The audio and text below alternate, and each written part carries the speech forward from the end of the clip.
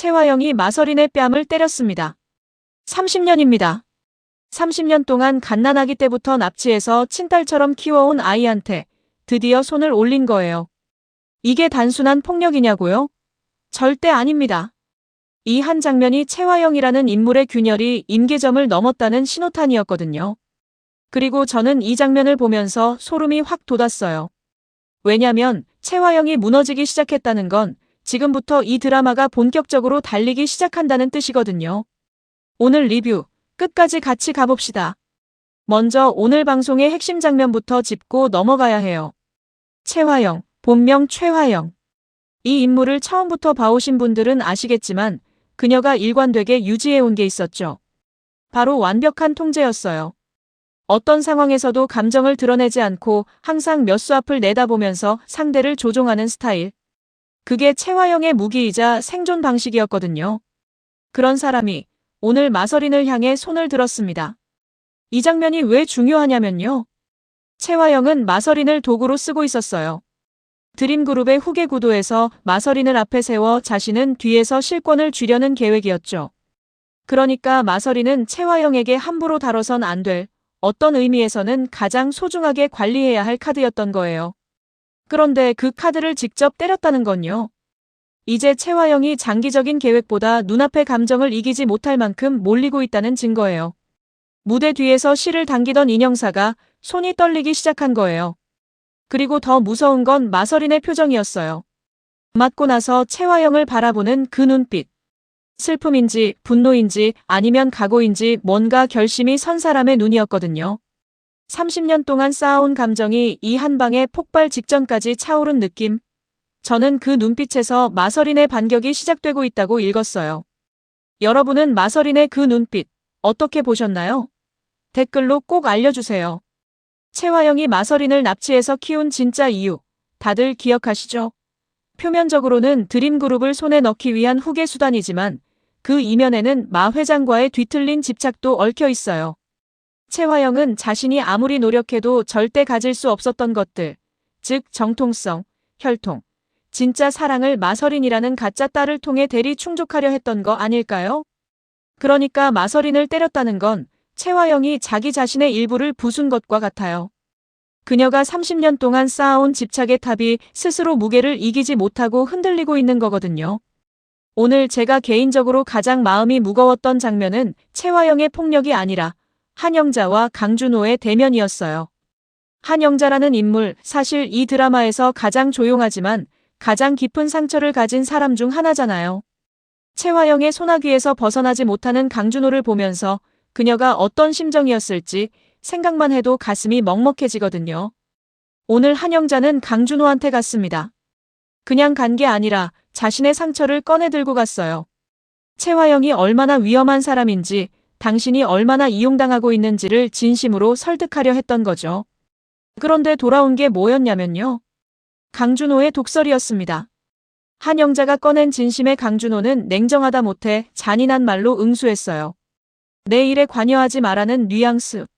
어떻게 보면 최화영이 강준호를 얼마나 철저하게 세뇌하고 장악했는지를 보여주는 장면이기도 한데 그게 오히려 더 비극적이었어요.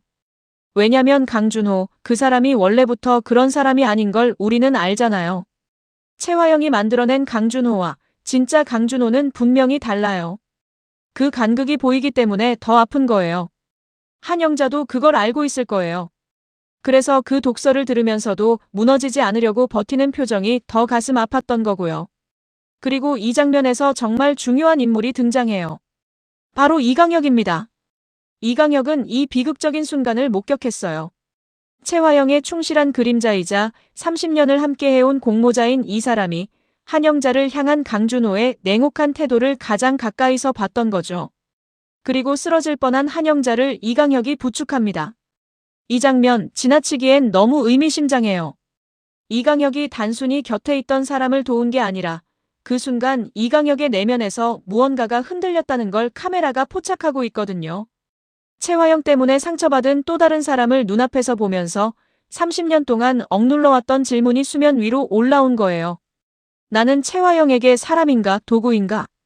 그리고 이강혁은 최화영에게 선을 긋습니다.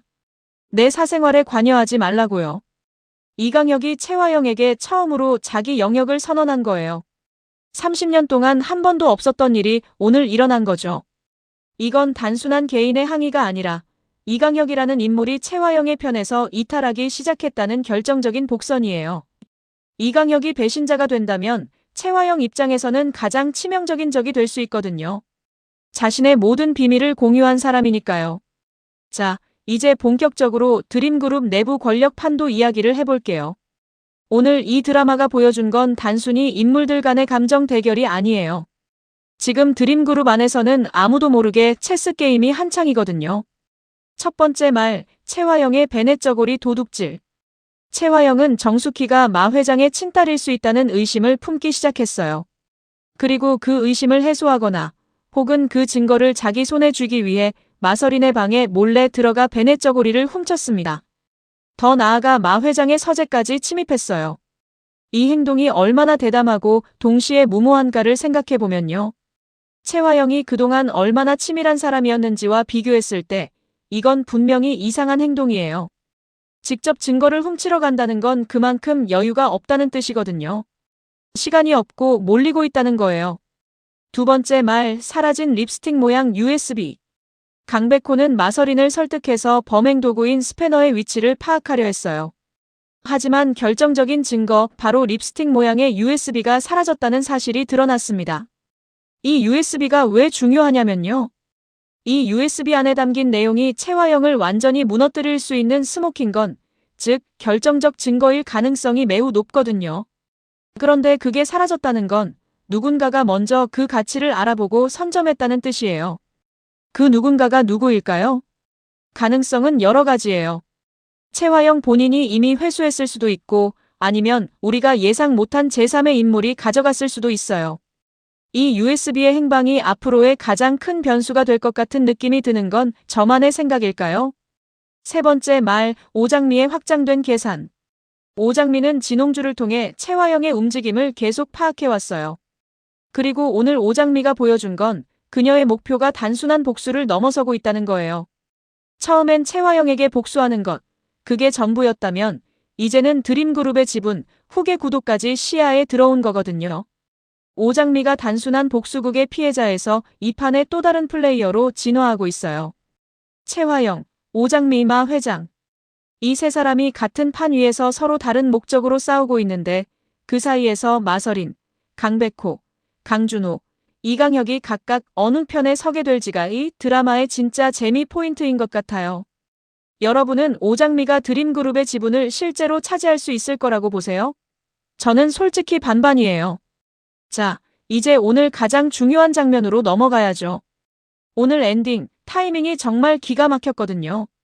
최화영이 마 회장의 시선을 분산시키고 지분을 가로채려는 계획을 실행하려던 바로 그 찰나였어요. 모든 게 최화영의 계획대로 흘러가나 싶었던 그 순간. 김 비서가 마 회장에게 조용히 다가와서 말합니다. 딸을 찾았다고요. 이 한마디가 화면에 떠오르는 순간 정말 숨이 멎는 것 같지 않으셨어요? 저는 진짜 소리를 질렀어요. 왜 이게 이렇게 충격적이냐면요. 마 회장에게 친딸이 있다는 설정 자체가 이미 이 드라마의 핵폭탄이거든요. 최화영이 마서린을 납치할 때 마서린이 베네 저고리 보면 마 회장의 딸이라고 확신이 서거든요. 그런데 진짜 딸을 찾았다면 최화영이 30년 동안 쌓아온 모든 계획이 한순간에 무너질 수 있어요.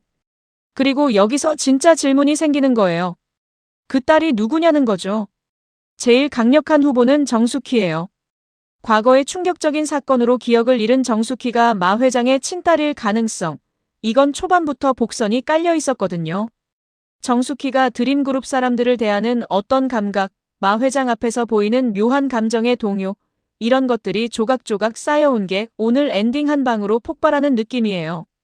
만약 정숙희가 마 회장의 친딸이라면 최화영이 마서린을 가짜 딸로 키워온 것과 동시에 진짜 딸은 전혀 다른 삶을 살아왔다는 아이러니가 되는 거잖아요. 그 진짜 딸이 지금 최화영 앞에서 최화영도 모르는 채로 살아가고 있었다는 거니까요. 이 반전의 무게가 얼마나 큰지 상상이 가시나요? 그리고 마 회장이 이 소식을 들은 순간의 표정, 여러분 보셨죠? 저는 그 표정에서 단순한 기쁨만 읽히지 않았어요. 뭔가 복잡한 감정이 섞여 있었거든요. 마 회장이 딸을 찾는 과정에서 그가 몰랐던 무언가가 드러날 수도 있겠다는 예감이 들었어요. 오늘 엔딩이 이렇게 강렬할 수 있었던 건 단순히 반전이기 때문만이 아니에요. 채화영이 가장 취약한 순간에 가장 치명적인 폭탄이 터진 거거든요. 드라마에서 이런 타이밍은 진짜 잘 써야 하는데 오늘 연출이 그걸 정확하게 해냈어요. 오늘 전체적으로 채화영의 계획이 사방에서 구멍이 나고 있다는 걸 보여줬어요. 한번 정리해 볼게요. 첫째, 마서린이 더 이상 완전히 통제되지 않아요. 오늘 맞은 그 충격이 마서린의 내면을 뭔가 바꿔놓을 거거든요. 둘째, 이강혁이 균열을 보이기 시작했어요. 30년의 공모자가 흔들린다는 건 채화영에게 내부 붕괴가 시작됐다는 뜻이에요. 셋째, 마 회장이 친딸의 존재를 확인하기 시작했어요. 마서린을 통한 채화영의 후계 전략 전체가 흔들릴 수 있는 상황이에요. 넷째, 오장미가 단순 복수를 넘어 실질적인 위협으로 성장하고 있어요. 다섯째, 결정적 증거인 USB가 사라졌어요. 그게 어디 있느냐에 따라 채화영의 운명이 바뀔 수 있어요. 이 5가지가 동시에 채화영을 압박하고 있는데 채화영이 아직 버티는 이유는 강준호 때문이에요. 강준호를 앞세워 합법적으로 드림그룹을 장악하려는 게 현재 채화영의 마지막 카드거든요. 그런데 오늘 이강혁이 선을 그어버렸으니 채화영은 강준호를 더 강하게 옥죄려 할 거예요. 아니면 반대로 강준호가 이 상황에서 어떤 선택을 하느냐가 앞으로의 가장 큰 변수가 될 수도 있어요. 강준호는 지금 채화영한테 완전히 장악된 것처럼 보이지만 사실 그 내면에 뭔가 갈등이 있다는 걸 우리는 봐왔잖아요. 한영자를 향한 독설 뒤에 남은 그 표정, 뭔가 흔들리는 게 보이지 않으셨어요? 저는 강준호가 언제 깨어나느냐가 이 드라마의 또 다른 핵심 축이라고 생각해요. 오늘 이강혁이 채화영에게 처음으로 선을 긋는 모습, 그냥 지나치기가 어려웠어요. 30년을 함께해온 사람이 처음으로 거기까지만이라고 말한 거잖아요. 이건 단순한 감정적 반응이 아니라 이강혁이 스스로의 위치를 재정의하기 시작했다는 신호예요. 이강혁이 채화영의 곁에서 쌓아온 건 단순한 충성이 아니에요. 채화영의 모든 비밀, 모든 범행, 모든 계획을 공유한 사람이 이강혁이에요. 그러니까 이강혁이 등을 돌리는 순간 채화영이 지금까지 쌓아온 모든 것이 한꺼번에 폭발할 수 있어요. 다음 화에서 이강혁이 한영자 혹은 강백호 쪽과 접촉하는 장면이 나올 가능성이 있다고 봐요. 오늘 한영자를 부축하며 보여준 그 미묘한 인간적인 감정이 복선이 될 수 있거든요. 채화영의 범행 증거를 이강혁이 스스로 넘기는 시나리오 충분히 가능하다고 봐요. 근거는 오늘 이강혁이 채화영에게 직접 선을 긋는 대사였어요. 지금까지 이강혁이 단 한 번도 채화영에게 반발한 적이 없었거든요. 이게 처음이었다는 게 너무 중요해요.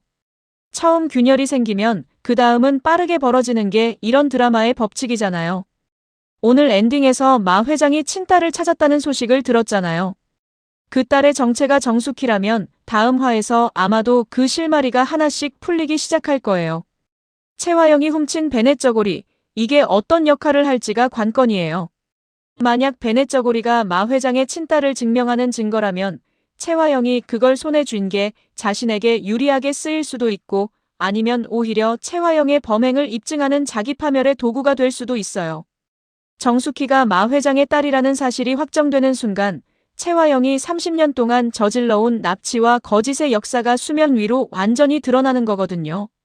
그게 법적으로든 감정적으로든 채화영에게는 돌이킬 수 없는 파멸이 될 거예요.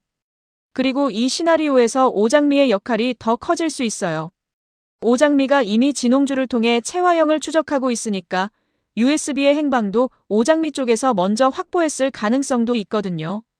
이건 정말 제 뇌피셜인데 사라진 USB를 오장미가 갖고 있다면 채화영과 오장미의 정면 충돌이 훨씬 빠르게 올 수도 있어요. 두 시나리오 중에 어떤 게 더 가능성 있어 보이세요? 댓글로 여러분의 예측도 남겨주세요. 저 진짜 궁금하거든요. 오늘 회차를 한 줄로 정리하자면 채화영의 균열이 사방에서 동시에 터지기 시작한 날이에요. 지금까지 채화영이 이 드라마를 주도해왔다면 오늘부터는 채화영이 수습하는 입장으로 전환되기 시작했어요. 그리고 그 수습이 성공할지 실패할지가 앞으로 이 드라마의 클라이맥스가 될 거예요. 채화영이 훔친 베넷 저고리가 그녀를 구원할까요? 아니면 파멸로 이끌까요? 사라진 USB는 지금 누구의 손에 있을까요? 이강혁은 결국 채화영을 선택할까요? 아니면 배신의 길을 걸을까요? 그리고 무엇보다 가장 큰 질문. 다음 화에서 강준호는 채화영의 손을 계속 잡을까요? 아니면 한영자에게로 돌아올까요? 이 선택 하나가 이 드라마 전체의 방향을 바꿀 거예요. 모든 패가 뒤집히기 직전입니다.